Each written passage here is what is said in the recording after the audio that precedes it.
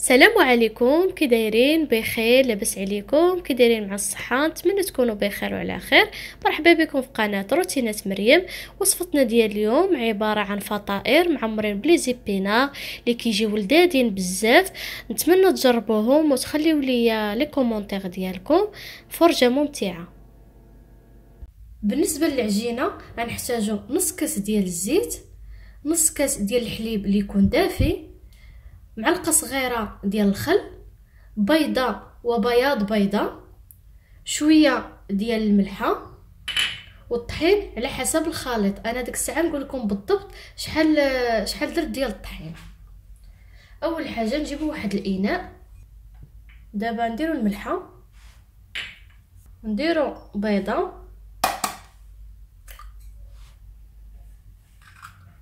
وبياض بيضه،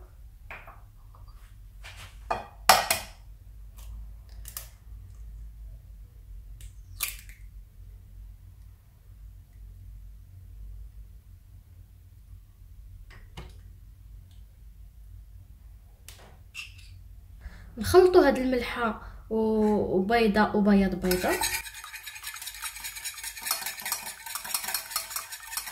نزيدوا نصف كاس ديال الزيت،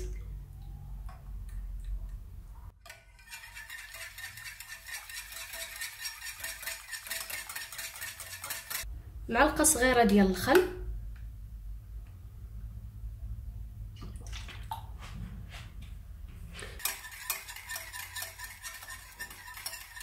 غنخويو الحليب دافي شويه بشويه.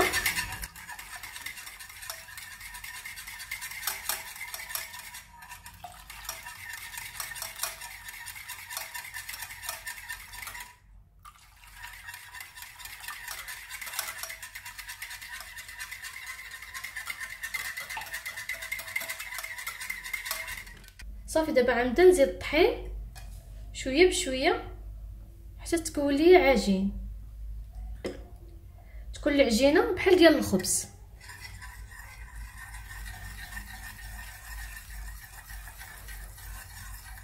دابا انا غنجمع العجينه بيدي. بالنسبه للدقيق انا كتاخذ معايا هاد الوصفه 3 الكيسان ونص. بطبيعه الحال كتبقى على حسب النوعيه ديال الطحين، واش كيشرب ولا لا.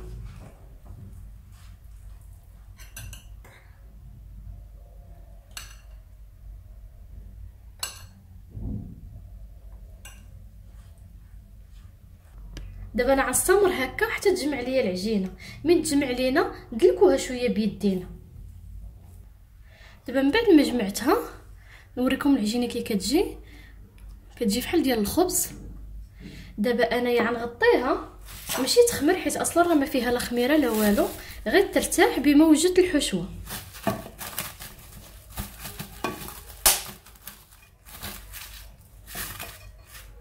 بالنسبه للحشوه غنحتاجو صدر ديال الدجاج مقطع لمكعبات صغيره. يمكن لكم تستعملوا الكفته ولا كفته ديال البيبي اللي بغيتو.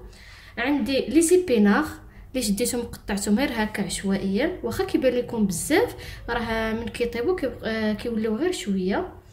عندي شويه ديال الخرقوم او الكركم، عندي شويه ديال البزار، وعندي شويه ديال السكينجبير، فرماج محكوك، شويه ديال الملحه، وبصله اللي شلطتها حتى هي صغيره. اول حاجه غنشد صدر ديال الدجاج، غنشحرو بشويه ديال الخرقوم وشويه ديال البزار وشويه ديال السكينجبير. نجيب واحد المقله فيها الصدر، نديروا له شويه ديال الملحه،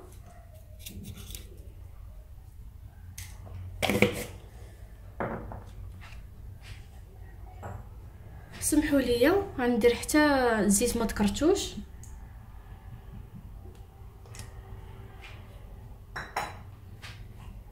شويه ديال السكينجبير باش هاد الدجاج هذا كيجينا منسم.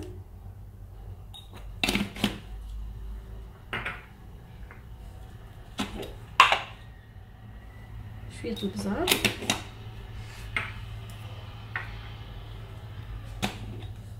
والخرقوم.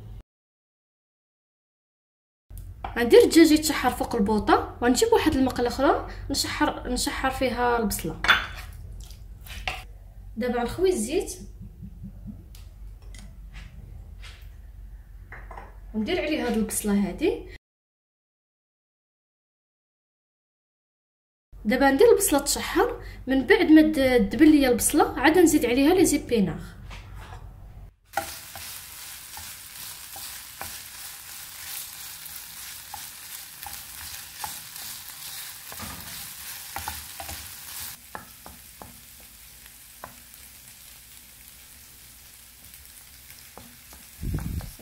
صافي من بعد ما تشحرات ليا البصله غنزيد عليها لي زيبيناغ.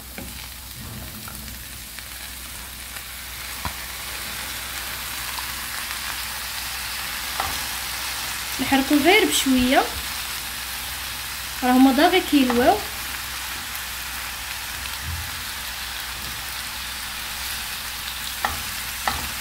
صافي هاد الصبانخ طابو للاشاره بلا ما نزيدو لهم الملحه حيت اصلا كيكونوا مالحين. دابا غنضيفو الدجاج اللي شحرنا.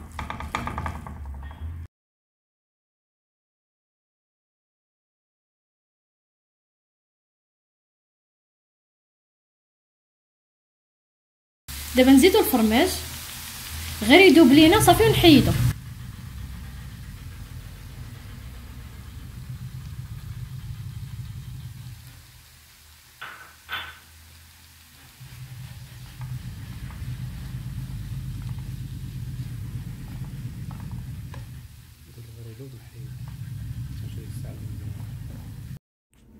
نجيبو واحد الكاسخول غندوبو فيها 2 معالق كبار ديال الزبده و3 المعالق ديال الزيت، صافي حتى يذوبوا لينا.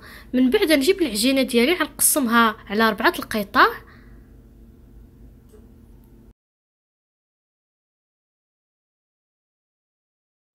نحاول نشكلهم على شكل كويرات.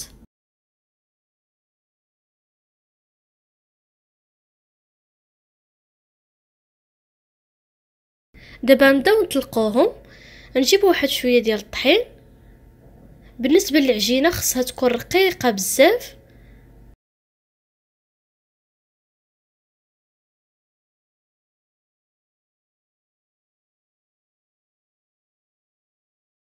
صافي العجينه من بعد ما طلقناها كما كتشوفوا لا درنا يدينا خصها تبان من التحت. صافي دابا انا غنستمر هكا حتى نسالي الكويرات اللي عندي. انا من بعد ما ساليت الكويرات ديالي كلهم طلقتهم. كما كتشوفوا واخا كنحط وحده على وحده كاع ما كتلصق ليا، كتجينا بحال الورقه ديال البسطيله. غنجيبوا العجينه ديالنا غندهنوها بالزبده والزيت اللي ذوبنا، غنحطوا فوقها العجينه الثانيه. دابا غنجيبوا واحد المرشم اللي يكون دائري، اللي ما متوفرش عنده المرشم دائري يمكن له يقطع بالكاس او زلافه صغيره. سمحوا لي هذا المقطع هذا كاع ما تصور. دابا نجيبوا الحشوه ديالنا ونبداو نعمروهم. نحاولوا ما نعمروش العجينه بزاف حيت مازال غنشكلوها.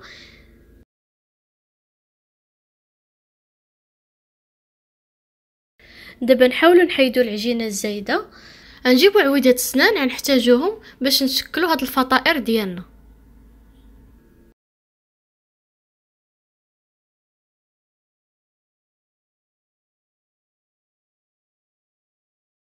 دابا نبداو نشكلوا في الفطائر ديالنا.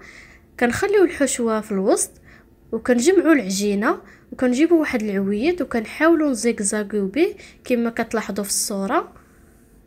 صافي حتى كتجمع لينا العجينه من الجناب.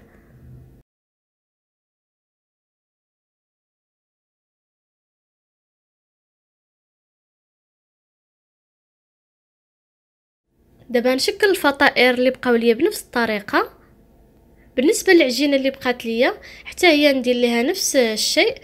غنطلق الاولى وعندهنها بشويه الزيت والزبده اللي ذوبنا وغنحط عليها الثانيه ومن بعد عاد نقطعهم.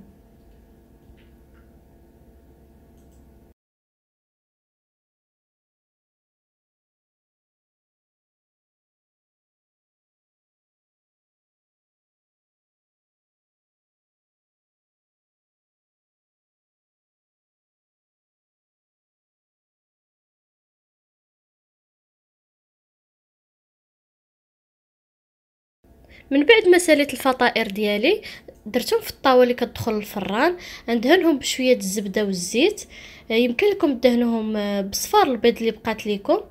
صافي دابا انا عندهنهم. بالنسبه للطياب ديالهم خصو يكون الفران سخون من قبل على 200 درجه يطيبوا لينا من التحت، من بعد نشعلوا عليهم من الفوق يتحمروا لينا.